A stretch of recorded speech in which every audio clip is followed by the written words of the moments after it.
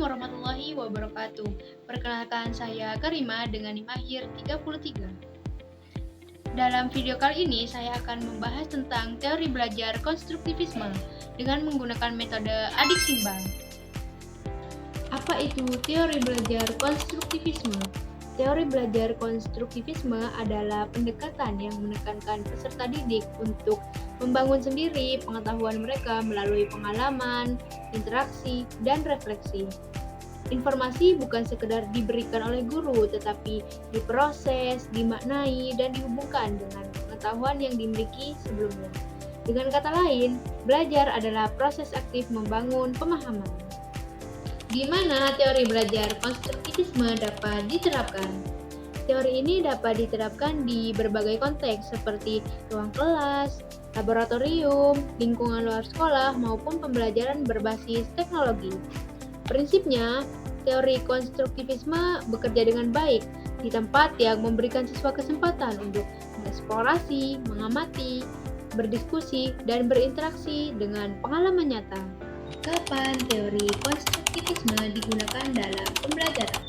Teori konstruktivisme ideal diterapkan ketika guru ingin membentuk pemahaman yang mendalam, bukan sekedar hafalan.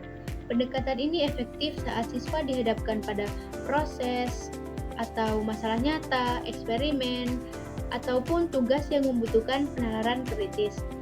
Teori ini dapat digunakan mulai dari pendidikan dasar hingga ke perguruan tinggi. Siapa tokoh yang mencetuskan teori belajar konstruktivisme?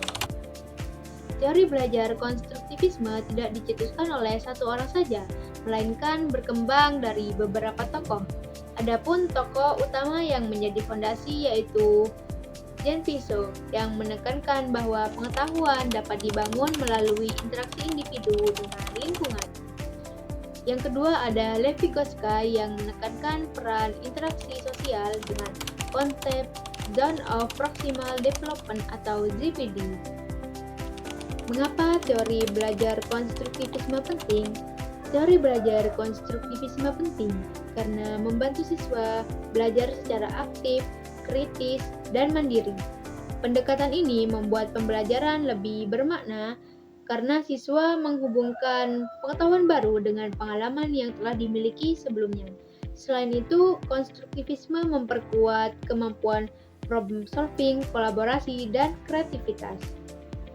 Bagaimana cara menerapkan teori belajar konstruktivisme dalam pembelajaran? Cara menerapkan teori belajar konstruktivisme dalam pembelajaran yaitu melalui strategi seperti pembelajaran berbasis masalah, eksperimen, proyek kolaboratif, hingga penggunaan media digital.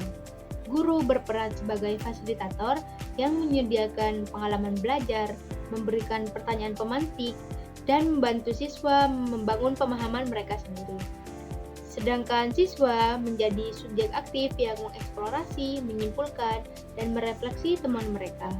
Teori belajar konstruktivisme ini memiliki beberapa kekurangan seperti membutuhkan waktu yang lebih lama, peran guru harus sangat kompeten, dan tidak semua siswa cocok dengan gaya belajar yang mandiri, serta memerlukan dukungan fasilitas dan lingkungan belajar yang memadai. Pembahasan tadi dapat disimpulkan bahwa teori belajar konstruktivisme menegaskan bahwa pengetahuan dibangun sendiri oleh peserta didik melalui pengalaman dan interaksi. Pendekatan ini membuat pembelajaran lebih aktif dan bermakna, akan tetapi membutuhkan kesiapan guru, waktu yang lebih lama, serta fasilitas yang memadai. Dengan memahami kelebihan dan keterbatasannya, teori ini dapat diterapkan secara aktif bila dirancang dengan tepat.